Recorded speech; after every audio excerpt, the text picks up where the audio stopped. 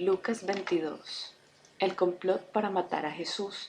También se puede ver en Mateo 26, del 1 al 5, 14, 16, Marcos 14, del 1 al 2, 10, 11, Juan 11, 45 al 53.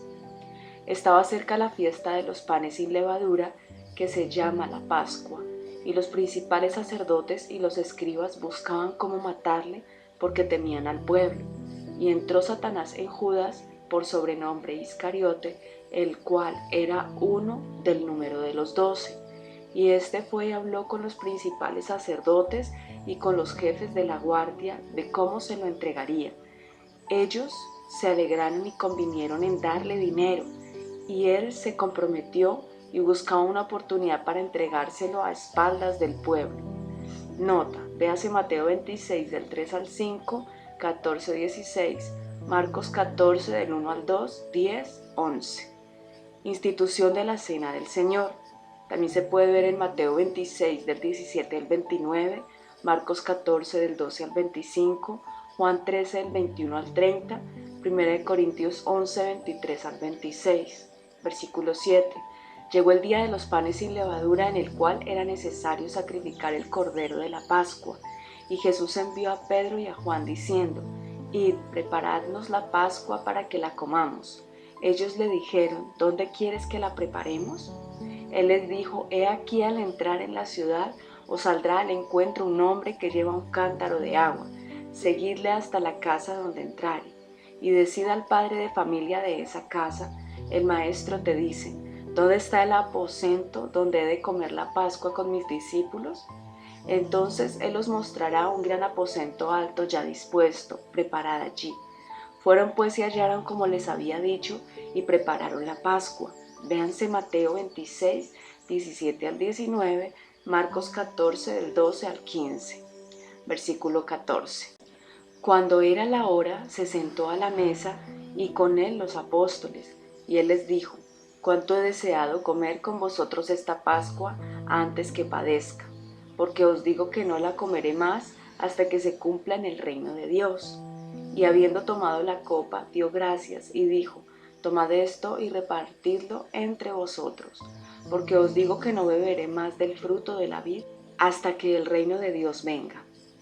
Y tomó el pan y dio gracias y lo partió y les dio diciendo: esto es mi cuerpo que por vosotros es dado, haced esto en memoria de mí. De igual manera, después que hubo cenado, tomó la copa diciendo: esta copa es el nuevo pacto en mi sangre, que por vosotros se derrama. Mas he aquí la mano del que me entrega está conmigo en la mesa. A la verdad el Hijo del Hombre va según lo que está determinado, pero hay de aquel hombre por quien es entregado. Entonces ellos comenzaron a discutir entre sí quién de ellos sería el que había de hacer esto. Nota, véase Mateo 26 del 20 al 29. La grandeza en el servicio. Versículo 24. Hubo también entre ellos una disputa sobre quién de ellos sería el mayor. Pero él les dijo: los reyes de las naciones se enseñorean de ellas, y los que sobre ellas tienen autoridad son llamados bienhechores. Mas no así vosotros, sino sea el mayor entre vosotros como el más joven, y el que dirige como el que sirve. Nota, Jesús redefine el significado de la grandeza, revirtiendo los valores del mundo. La verdadera grandeza se mide en términos de servicio sin pensar en recompensa. Versículo 27. Porque ¿cuál es mayor, el que se sienta a la mesa o el que sirve? ¿No es el que se sienta a la mesa? Mas yo estoy entre vosotros como el que sirve. Nota, Jesús refuerza el principio que acaba de proclamar con su ejemplo como el que sirve. Versículo 28. Pero vosotros sois los que habéis permanecido conmigo en mis pruebas.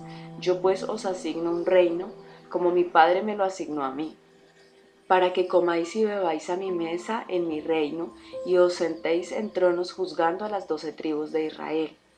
Nota, el reino es una dádiva que está presente tanto en la persona de Jesús como en su cuerpo, la iglesia. Se consumará totalmente en una era futura. Versículo 30. Véanse versículos 16 y 18. Como toda autoridad concedida es una dádiva, las rivalidades personales están fuera de lugar. aunque los discípulos no detentarán poder y dignidades en el mundo, ocuparán lugares de honor en el reino celestial. Jesús anuncia la negación de Pedro. También se puede ver en Mateo 26, 31 al 35, Marcos 14, 27 al 31, Juan 13, 36 al 38, versículo 31. Dijo también el Señor: Simón, Simón, he aquí Satanás os ha pedido para zarandearos como a trigo. Nota: al llamarlo Simón en lugar de Pedro, roca, Jesús puede estar sugiriendo que el discípulo pronto actuará de acuerdo con su vieja naturaleza, que es una de sus debilidades humanas. Versículo 32. Pero yo he rogado por ti que tu fe no falte, y tú, una vez vuelto, confirma a tus hermanos. Nota: en el texto griego, el tú es plural, lo cual significa que otros también pasarán por la prueba. Jesús oró por todos los discípulos, véase Juan 17 del 6 al 19. Él sabía de antemano de la negativa y posterior arrepentimiento de Pedro, y por lo tanto lo urge a alentar a los otros en sus propios momentos de prueba. Versículo 33. Él le dijo: Señor, dispuesto estoy a ir contigo no solo a la cárcel, sino también a la muerte. Y él le dijo: Pedro, te digo que el gallo no cantará hoy antes que tú niegues 3 veces que me conoces. Bolsa, alforja y espada. Versículo 35.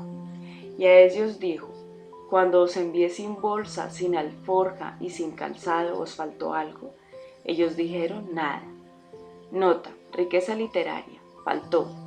Llegar tarde, rezagarse, con referencia a las personas, fallar. Hebreos 4:1.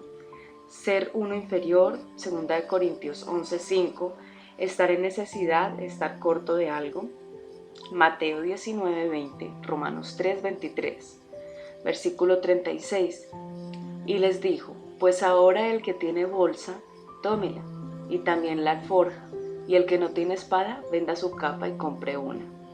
Nota: las condiciones cambiarán después de la crucifixión y los discípulos deben estar preparados para enfrentar el odio y la persecución. Jesús nos sugiere que sus seguidores deben usar la fuerza para extender el Evangelio, pero que deberán permanecer vigilantes usando todos los recursos a su disposición. Versículo 37. Porque os digo que es necesario que se cumpla todavía en mí aquello que está escrito, y fue contado con los inicuos, porque lo que está escrito de mí tiene cumplimiento. Entonces ellos dijeron: Señor, aquí hay 2 espadas, y él les dijo: basta. Nota: los discípulos interpretaron sus palabras de una forma literal completamente absurda, como si 2 espadas fuesen suficientes para que los 11 hombres lo defendieran. Si Jesús hubiese querido decir eso, ello sería inconsistente con su acción en Getsemaní, versículos 49 al 51. Jesús ora en Getsemaní. También se puede ver en Mateo 26, 36 al 46, Marcos 14, del 32 al 42, versículo 39. Y saliendo se fue como solía al monte de los olivos, y sus discípulos también le siguieron. Cuando llegó a aquel lugar les dijo: orad que no entréis en tentación. Y él se apartó de ellos a distancia como de un tiro de piedra, y puesto de rodillas oró, diciendo: Padre, si quieres pasa de mí esta copa, pero no se haga mi voluntad sino la tuya.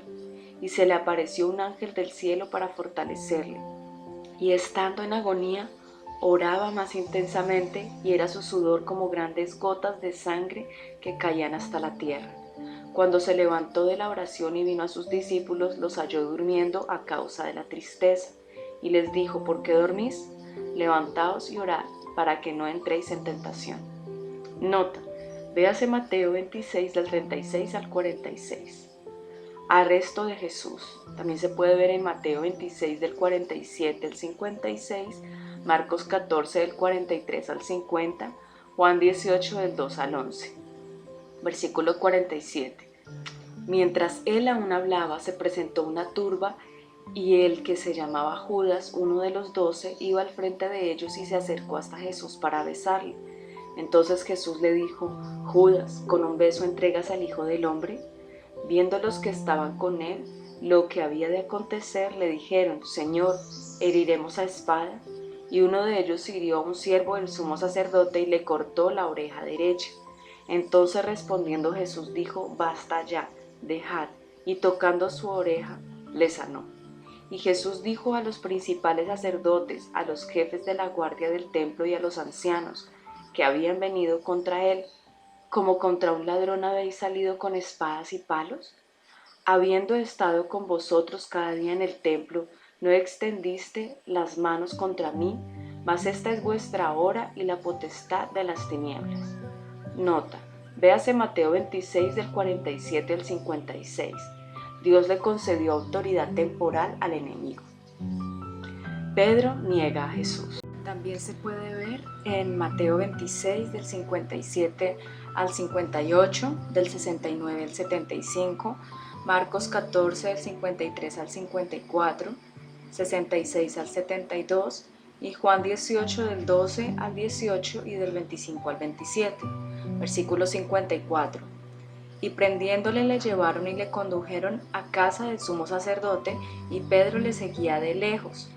Y habiendo ellos encendido fuego en medio del patio, se sentaron alrededor, y Pedro se sentó también entre ellos. Pero una criada, al verle sentado al fuego, se fijó en él y dijo: también éste estaba con él. Pero él lo negó diciendo: mujer, no lo conozco.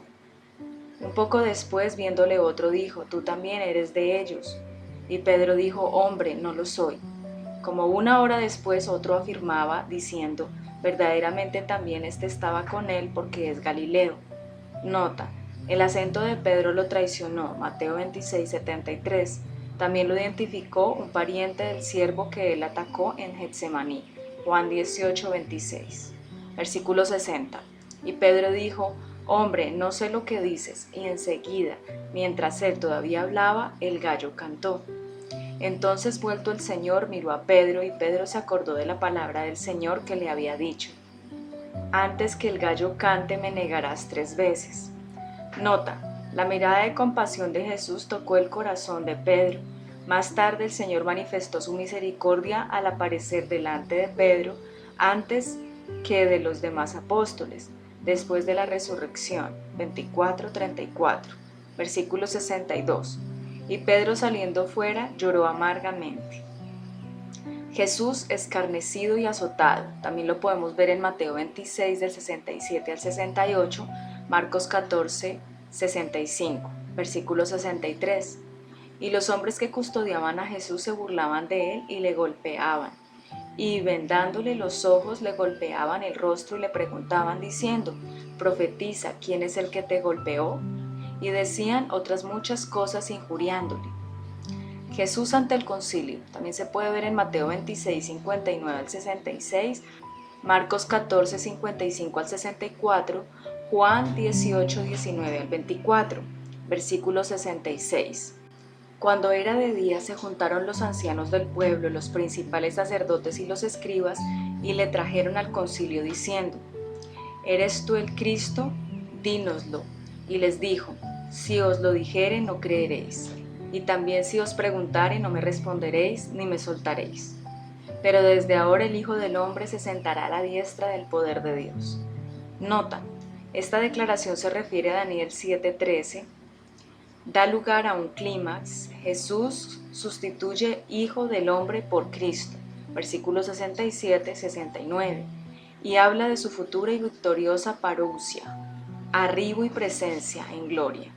Afirma también categóricamente que es el Hijo de Dios, un título que expresa su exclusiva y original unidad con el Padre. Versículo 70. Dijeron todos: ¿luego eres tú el Hijo de Dios? Y él les dijo: vosotros decís que lo soy. Entonces ellos dijeron: ¿qué más testimonio necesitamos? Porque nosotros mismos lo hemos oído de su boca.